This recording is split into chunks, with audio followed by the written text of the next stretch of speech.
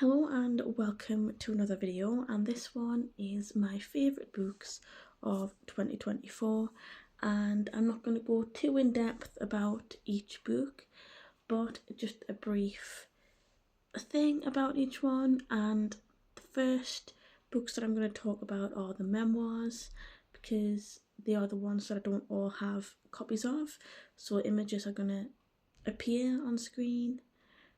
Most of them were, a lot of these were audiobooks, and the first one is Just Ignore Him by Alan Davies. That book broke my heart into several pieces. Alan Davies' childhood had its difficulties and it was rough, but the book itself I gave 5 stars despite that. It was still a very good book to listen to, and it was also narrated by Alan as well, which I think made it even more emotional to get through. The next book that I read was This Much Is True by Miriam Margolyes. She is utterly hysterical. Can't get over how hilarious she is. It's just something about like a little bit about childhood, about growing up, going to school, and then like a good bit about our early work and things as well. Always a 5 stars because I think she's hysterical. Did I Ever Tell You This by Neil? I forget his full name now, it went out of my head. But anyways, I enjoyed his book. He narrated the audiobook as well as Miriam Margolyes for hers. I don't really have much to say about his memoir, to be honest, but I did thoroughly enjoy it. And I also have Making It So. I did have a physical copy of this, but I don't know what happened to it. But I listened to the audiobook still anyways, narrated by Patrick Stewart himself, which is always great. I can't remember if I gave this 4 or 5 stars though. That's the question.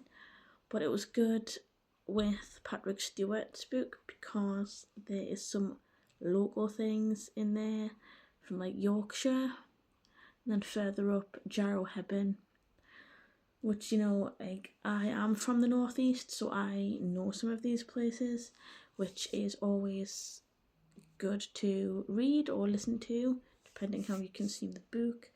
But I did enjoy that. And the next 2 memoirs that I own are physical ones, and the first one is Oh Miriam by Miriam Margolyes. This is a second memoir. Just as good as the first one. I enjoyed it. It's very good. I can never remember if I've given them 4 or 5 stars, but she is as hysterical as ever. Gotta love it.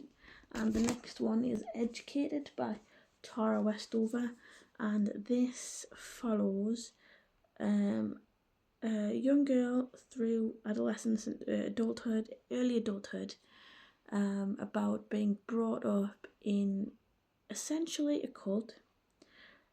If the family were part of a greater body of the Mormon religion, it would have just been a standard religion, part of a religion, but that's not how it ended up.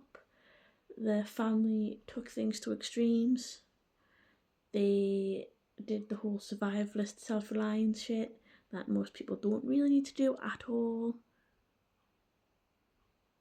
She experienced abuse, lack of education, all that kind of stuff. Not great, but it was interesting from her perspective, and some of her family still live that life even now, despite half of them actually leaving.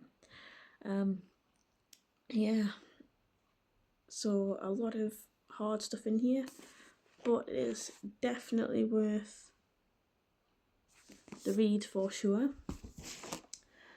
And the rest of the books that I have are all general fiction, and the first one I've got to show you is Idol by Louise O'Neill, and this follows 2 women. One of them is famous with this picture perfect like lifestyle and image, and the other is a normal woman who lives a regular life, who partly grew up with this idol, and a lot of things happen in this book with social media and their relationship with each other, and it is a very, very good book. I believe this was one of the Waterstones Book of the Month a while back in 2024, but I didn't read it at the time. I read it afterwards, and I should have picked this up sooner because it was awesome. The ending though, the next book that I picked up, I've got these in no particular order, and this one is Jurassic Park by Michael Crichton. This one I picked for the Mary Shelley Book Club, which I will link in the description, and this was one of the best books that I read last year. General fiction and a thriller. Hit movies, always. And Michael Crichton actually does his research on the science behind it. Like, even if not all of the science is in the book, he can explain it in a way that makes some kind of sense to people that don't understand any of the science, and you don't feel stupid for it either. But anyways, it was a thoroughly entertaining read. Great stuff. 5 stars. And the next one is also is a book that also made a hit movie, and that was Jaws by Peter Benchley, and this is probably the lowest rated on the list. I can't remember if I gave this like 3 stars, but it's very different from the movie, completely different, but I was thoroughly entertained throughout it though, which is why it's on the list. Like, it doesn't really matter that this was a bad book by any means, but I loved it. And I think this was also another pick of mine for the Mary Shelley Book Club. Like, the differences in the books are quite wild, but I liked them both. Like, this one being the quality one, this one not so much, but just as enjoyable. And the next one that I have is the last one I've got to show you, and that is Remarkably Bright Creatures by Shelby Van Pelt. And this book was honestly fantastic. It follows complex relationships between people and an octopus. The octopus is a clever octopus. But anyways, it's a very emotional book in a good way. Like, there's some hurt that one of the characters does have for very good reason, and that's fine. Like, you can understand the hurt and the loss and feeling a bit lost,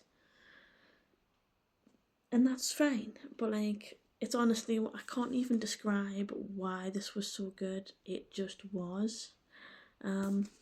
But yes, again, this one got 5 stars on my Goodreads. I think it was the first pick for the Mary Shelley Book Club ever, which is what I think makes this even better. So yeah, I enjoyed this one too. Let me know if you've read any of these in the description down below. Hope you enjoyed the video, and thank you for watching.